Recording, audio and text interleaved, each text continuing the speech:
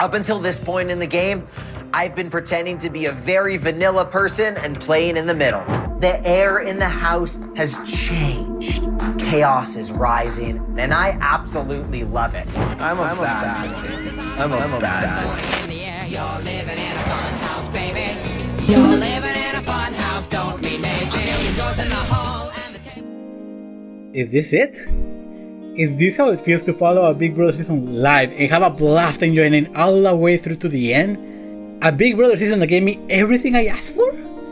A Big Brother season that wasn't run by a dominant alliance and had me glued to the screen all the way through with betrayals, unpredictability, messiness, and drama? A Big Brother season with an ending that was both unbelievable and super satisfying? A Big Brother season that ends up with a winner that I actually was super emotionally invested in? Is this how it feels to absolutely adore a season of Big Brother?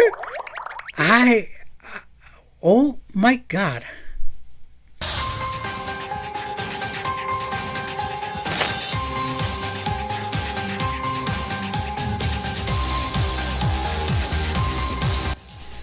Big Brother Canada 10 had big expectations to live up to. People were hoping it'd be better than last year's BB Nang, which wasn't messy but fun season, but it also shared the same number as Big Brother US 10, widely regarded as one of, if not the best season of Big Brother ever. So this had to be the best BB Can season ever, and it must be as iconic as BB US 10. Everyone was joking around, of course. I don't think anybody actually expected it to match BB 10, that's impossible. But then the season passed by, and every week we had plans change constantly, and the relationships were all over the place, and an alliance explodes, and an iconic speech or moment would come out of every week, and it was amazing. The Canadian version of Big Brother is 1,000 times better than its modern American counterpart every time. BB Can has this otherworldly, zany, wacky, fun energy that shines over the US's mostly just average to dull showings, and it's all thanks to its cast. Canada isn't really afraid to have a lot of people that are weird in their own way. There is such a variety in the personality and backgrounds of the contestants that they often mesh together in weird and dynamic ways. The US often goes for the models, the actors, the handsome men, and they throw in maybe one quirky character, but Canada is just chock full of strange characters that are all sweet and unique and fun, but they also really come to play. Maybe badly, but they play. The US people usually make one big boring dominant alliance and people stay loyal to a fault and things rarely change, but no, the Canadians are too paranoid for that. They get messy, they fight, they overthink, they scheme on each other, and it creates this amazing house dynamics where everyone is out to get one another and constantly making wrong decisions. Everyone loved Big Brother Canada 9 last year for its messiness, fun house guests, and a historic winner, and I like it enough. I just didn't fall in love with it as much as other people did. I didn't really click with the cast, I think. But Big Brother Canada 10 is the real deal to me. I seriously love this season and I really enjoyed its players.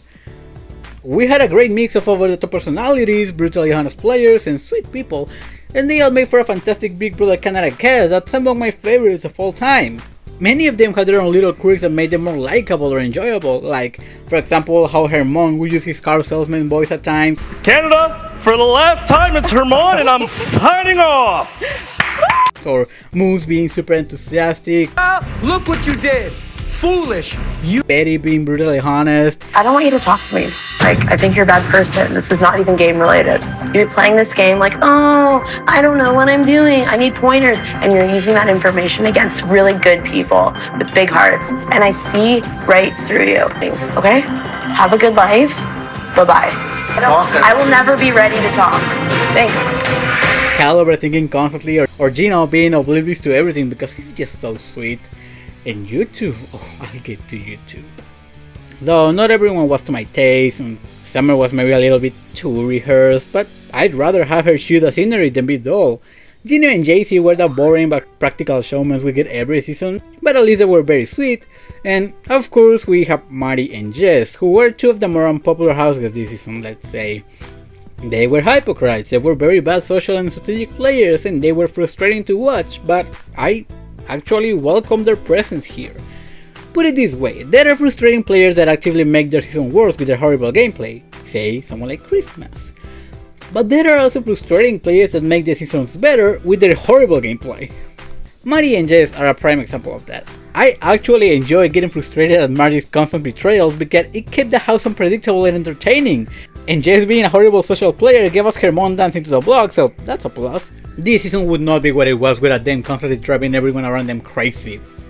But let's talk about the true season MVP here. Kyle! The story of how Kyle was even found and cast into this season is already great, but then he makes this season the ride that it is with his historically epic failure of an HOH. Okay, do you know what I love the most on Big Brother? You know when a certain thing happens? I love it when a big alliance fails. Every time that happens, grab the popcorn, grab the soda, because the season is about to get really good. At the beginning, this season looked like it would be one of those modern Big Brother seasons where a big alliance team rules the game with the formation of the Savage 7, but Kyle, one of the alliance members, oversaw his situation and blew up everything by nominating 3 members of his own alliances and completely destroying the house structure. Week 3 was an incredible catastrophe to watch, and it's made even funnier by the fact that Kyle doesn't even get the reaction he wanted. Instead, Stephanie gets one of the funniest, most memorable dances of all time. Vote of 9 to 2. Josh, you are safe. Stephanie, I'm sorry. You've been evicted from the Big Brother Canada house. Please get your things and say your goodbyes. My goodness. And then Kyle gets evicted immediately after by his best friend. After week 3, the house never really stabilized, and it's thanks to Kyle that every week from now on was so dynamic. Man, we were so lucky. This season is notable for almost every HOH being chaotic. I don't know what they put on the contestants' food, they just kept fumbling the bag in unexpected ways every single week. Taran said it best when he said that almost every week had the most chaotic outcome happen. Due to the messy HOHs and the POV being used 9 out of 11 times, 6 weeks straight the HOH's plans were disrupted due to the nominations being changed, and this is fantastic. It kept every week fresh and interesting, and most of all, very funny. This season is really funny, almost up there with the US Big Brother 10. Does anything live up to Keisha's birthday? Maybe not, but maybe Can 10 has plenty of fun stories to tell. Her mom failing to get a big alliance going, Kyle's HOH, Gino being convinced to backdoor his best ally, Marty being constantly played for a fool and getting really mad about it, even when Marty himself betrayed Gino like 3 times. Okay, I gotta get to this. This is one of my favorite Big Brother storylines ever. How the hell do you accidentally betray an ally 3 times? Marty kept working with Gino, but he would always turn his back on him and trying to evict him. I vote to evict Gino. Only for the plan to fail and Marty to go back to Gino saying, "I'm sorry, I'm gonna make it back to you. You are my best friend. I feel really bad." But then he would do it again. And the conclusion of this Gino-Marty relationship is fucking gut-busting.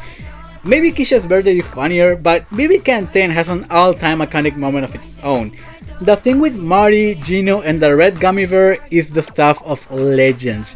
And the fact that Marty successfully evicts Gino the one time he didn't want to do it, it's just awesome. It's a legendary scene that everyone must watch at some point. The Gummy and I have spoken, and we vote to evict Gino. Thank you. And the season still doesn't peak there. Not only is it a really funny season, but it's also an incredibly unpredictable and dramatic one, gameplay wise. With no big alliance keeping everyone in check, people form temporary alliances or deals to advance in the game, and these alliances would often get tangled up with real relationships, and it made it so every week someone's trust was going to be broken. That meant more arguments, more fights, more gameplay, more entertainment.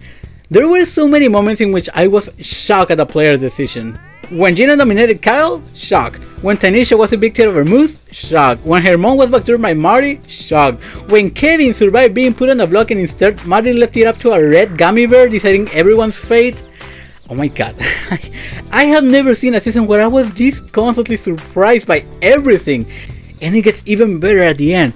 The gameplay in every season usually slows down in the final weeks. Even the great Big Brother 10 had a pretty average ending stretch, but this season, I was enthralled by the amount of flip-flopping that the Final 4 did. And now that I'm talking about the Final 4, I think this may be my favorite Final 4 in Big Brother history.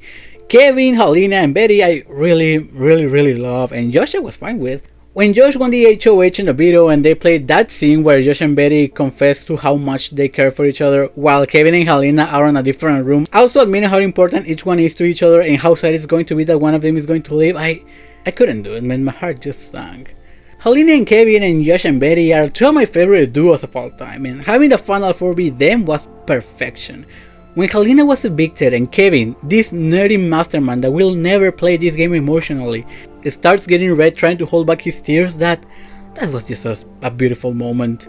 You guys are all amazing, amazing people. I'm so thankful to have played this game with you.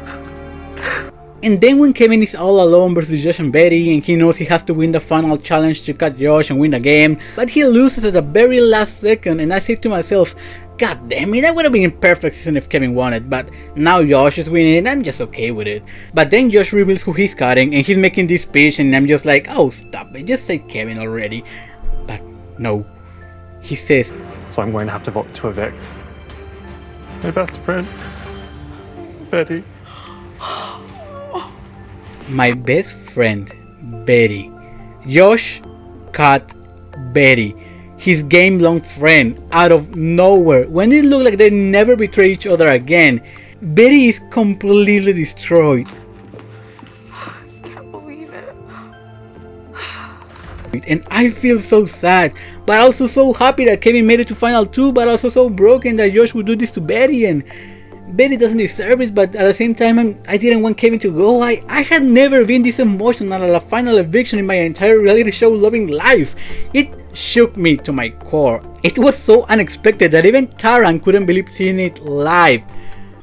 After that eviction and the final two of Josh and Kevin, the season ends with a perfect golden boy, with Kevin making one of the best jury speeches of all time. Herman, you were the biggest threat to my game. Moose, we're hitting all the concerts. Do it for Toronto, baby. Summer, you want an underdog to win? That's me. Gino, Jace, Marty, for the 5. If you want the 5 in the winner, that is me. Betty, I've had a final 2 with Josh since day 30. I'm behind the strategy. Helena, my final 2 was with you. I would have cut Josh. Don't worry about it. I saw that face. Love you all. No matter which way you go, this has been amazing. And the jury crowning Kevin as the winner of Big Brother Canada 10.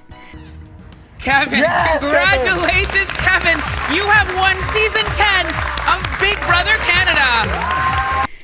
Kevin, a player who I thought I would hate from the very beginning, one of these nerdy superfans that always made me groan and rage. I was ready to roll my ass in his confessionals, but then he made that alliance with Helena. They called themselves the Ghosts, and they were influential in almost every single eviction of the season. They inadvertently created the Gummyverse saga. They were behind Tanisha's shocking eviction. Their friendship was wholesome. The way they respected each other's gameplay was heartwarming.